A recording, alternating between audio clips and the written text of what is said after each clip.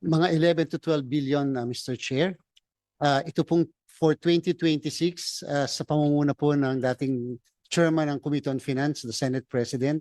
Dahil nga po sa lumaki ang bilang ng mga botante natin, ito po ngayon sa election natin magiging 71 million tayo. For 2026, tayo po nabigyan naman ng 19.57 billion pesos. So 19 billion 57 million. At para naman po maging maging kumpleto na yung kasagutan, nakagastos na po kami ng 8 billion, whether obligated and or earmarked. May natitira na lang po kaming 11 billion nasa kamay ng DBM, Mr. 11 to 12 billion per election cycle. Yes. Pero itong this year's election cycle, ang sabi niyo po 19 billion ang nakapondo. Yes, nakalaan. Mr. Chair. Yes, Mr. Chair. Bakit almost double the election, a typical election cycle? Dahil po, Mr. Chair, nagbigay tayo ng dagdag na honoraria sa ating mga guro. Dahil po sa nag-increase din tayo ng bilang ng mga presinto natin, dapat po more or less ay mga 210,000 lang, 207 to 210. Ngayon po 225,000 precincts, and therefore yung pong dagdag ng mga presinto ay may dagdag na 3 miyembro ng electoral boards, and at the same time po nagdagdag din po tayo ng support staff bawat presinto, at meron din pong support staff yung tinatawag na DESO, yung mga principal na in charge sa buong paaralan. And therefore, because of additional precincts, additional teachers, additional honoraria, and additional ballots printed. Kung napansin niyo po, Mr. Chair, yung na-provide namin na data, yung pong dagdag na printing requirements because of additional more or less mahigit pong 3 million na voters, and therefore yan din po ang nag-result ng increase ngayon, taon na ito. Nagtaka po kami, sobrang dumami ang bilang ng mga botante na nagparehistro nung August 1 to 9, nung unang registration, kasi nga po akala namin matutuloy, Mr. Chair, yung December 2025. But at the same time, nung mag-resume po kami ng registration, noong naman pong July 20 to October, bigla pa po mas nadagdagan. So yun po yung naging result, Mr. Chair. Because of the postponement, dumami po ang bilang ng mga botante. I remember during the budget season, nag-request ang COMELEC for an additional allocation, additional appropriation, because magbibigay tayo ng additional allowance, plus meron tayong kukunin na parang ano mo tawag doon, helper o Yes, support staff inside the precinct. Yes, Mr. Chair. So I think we added a few billions para makumpleto natin yun, no? 7.46 billion, Mr. Chair. 7.46 billion. So because of those interventions, nagdoble ang cost for the 2026 BSKE election to 19 billion.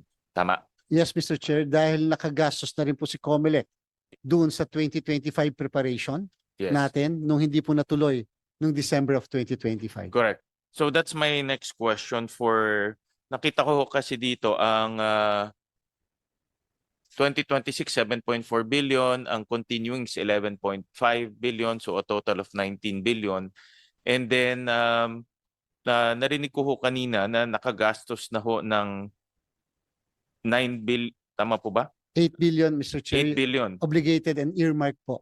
4 billion obligated. Yes. So 8 billion out of the 19 billion ang nagastos na. Yes, Mr. Chair. And then nakita ko rin dito sa listahan ng mga gastos, printing of ballots, printing of other accountable forms. So nabili na ho to. Yes, Mr. Chair. Tapos na po kami sa printing ng lahat ng balota. Whether yung original na bilang, more or less 68 million, plus additional 3 million para naman po doon sa dagdag ng mga botante natin. So printed na po pati po lahat ng non-accountable forms, election returns, statement of votes. Ongoing po yung printing namin ngayon ng EDCBL at PCBL. Yan po yung pinapaskil na listahan sa labas ng presinto at yung listahan ng botante sa loob ng presinto. Itong mga items, kasi meron ako nakita dito about printing of ballots, 1.7 billion. So almost ano siya pala? Almost 2.4 billion. 2.4, Mr. Chair. Ano mangyayari dito sa 2.4 billion? Kasi na-print na siya, na-print na yung accountable forms. What will happen? In case na matutuloy itong term setting to 5 years, what will happen to these printable forms? Yan pa rin po yung gagamitin natin, Mr. Chair, sa kung sakaling ma-reset as a result of term fixing na election. Meaning to say, kung sakali po, Mr. Chair, na halimbawa lang po by 2028 ang halalan, kahit po ang date na nakalagay sa balota ay 2026, we'll just issue an en banc resolution saying that all the ballots printed supposedly for the 2026 BSKE, yan na rin po yung gagamitin. So wala pong masasayang ng mga balota. Lahat po ng mga balotang yan, Mr. Chair, ay properly packed and warehouse, doon sa warehouse po ng COMELEC sa kasalukuyan. So, yung magagamit, pero nakita ko ho rin dito, malaki rin yung overtime payment, wages and overtime of election job order, casuals and contractual. So ito, obviously, sunk cost na ito. Yes, Wala Mr. Chair, wala na po. Yung So, po out mga of the- casuals namin, mahigit 1,000 po yung casual employees ng COMELEC na nagtatrabaho sa National Printing Office because of the printing, packaging, And and nag-overtime etc. na sila. Nag-overtime na rin po, kasama po yung mga COMELEC main and field personnel. So out of the 8 billion plus na nagastos na, ilan doon ang sunk cost? At ilan doon ang pwede pang magamit? Sabi niyo yung 2.4 billion, pwede pang magamit yan. Yes, Mr. Diba? Chair, yung pong mga sa overtime and definitely yung hiring ng casuals, employees and EJOs, at nakapag-overtime na rin sila, nabayaran na rin namin, hindi na po natin mababalik yon.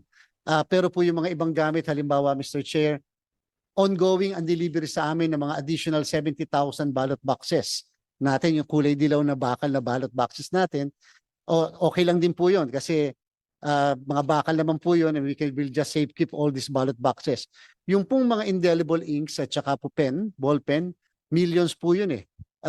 Talaga pong hindi nilay muna namin yung delivery, Mr. Chair. Kasi po ang expiry date ng isang indelible ink at ng pen 1 year. And therefore, pag pinadeliver po natin yan, hindi na po namin mababalik. Yung baka po matuyo yung tinta. Tsaka po yung mga thumbprint takers. Bawat presinto kasi may mga thumbprint takers po and we have 225,000 precincts. So yan pong lahat ng yan, we will just delay the issuance of the notice to proceed so that kahit po later na namin ipaproceed yung delivery ng mga election paraphernalia na yan. Yung mga training po ng teachers, hindi pa naman po natin nagagawa.